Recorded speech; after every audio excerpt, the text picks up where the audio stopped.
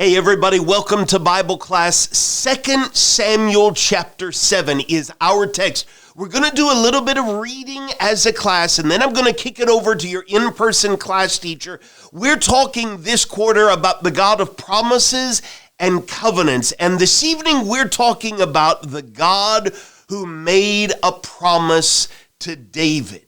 More than 400 years after Abraham's descendants were delivered from their slavery in Egypt and they made a covenant with God at Mount Sinai, there was a man after God's own heart named David who is reigning over the nation of Israel. And that's where we pick up in 2 Samuel chapter 7.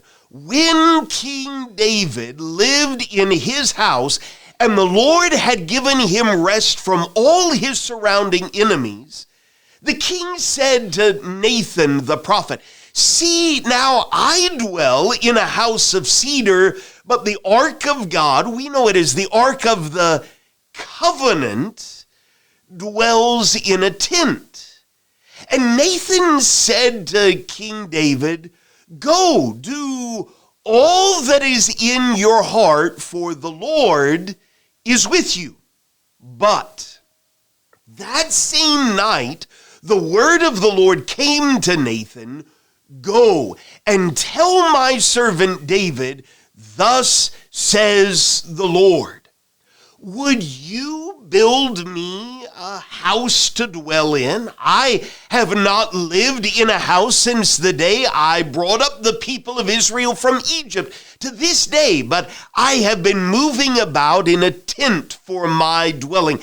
In all places where I have moved with all the people of Israel, did I speak a word with any of the judges of Israel, whom I commanded to shepherd my people Israel, saying, why have you not built me a house of cedar?" Now let's just pause there for a moment.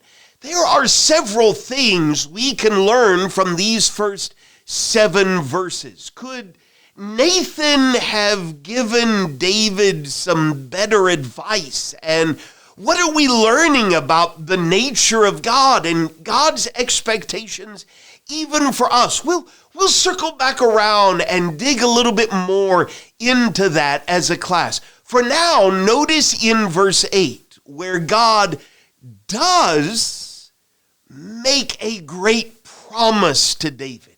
And listen, even though this is a 3,000-year-old promise and it wasn't made directly to you and me, this has a lot to do with the way you and I have a connection with God. So let's listen carefully. Verse 8, "Now therefore, thus you shall say," God says, "to my servant David, thus says the Lord of hosts, I took you, David, from the pasture, from following the sheep, that you should be prince over my people Israel. And I have been with you wherever you went, and have cut off all your enemies from before you. And I will make for you," God's making a promise, "I will make for you a great name, like the names of the great ones of the earth. And I will appoint a place for my people Israel, and will plant them so that they may dwell in their own place and be disturbed no more. And violent men shall afflict them no more, as formerly, from the time that I appointed judges over my people Israel. And I will give you rest from all your enemies. Moreover, the Lord declares to you that the Lord will make you, David, a house.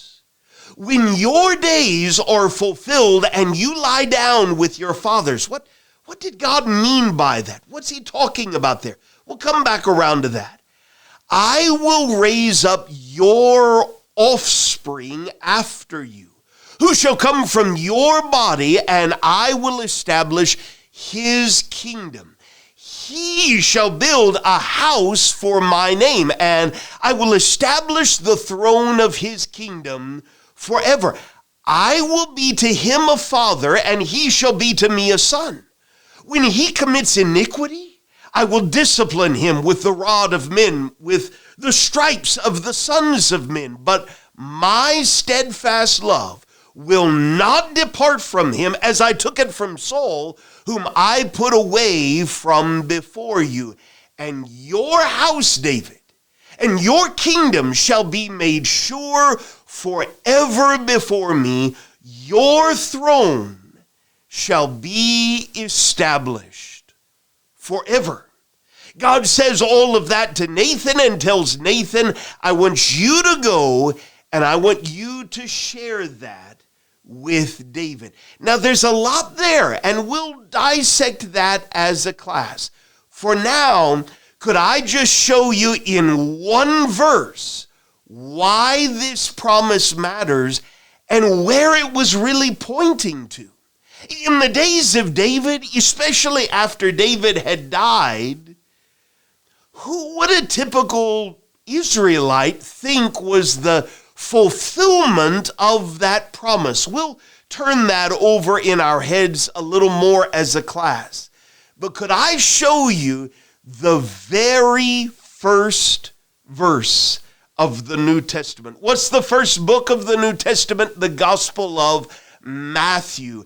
And Matthew chapter 1, verse 1 begins this way. The book of the genealogy of Jesus Christ, the son of David, the son of Abraham. Why does that matter? And if God is building a house, was it about more than just that temple in Jerusalem? How do you and I fit into all of this? The house that God promised he would build, the throne that would stand forever. There's a lot going on there, but we're learning more and more about the God who makes promises and keeps covenants, and how it all helps us today as disciples of Jesus. Thanks so much for being in class. Hope I've set you up for good discussion, that you have a great rest of your class and a great rest of this week.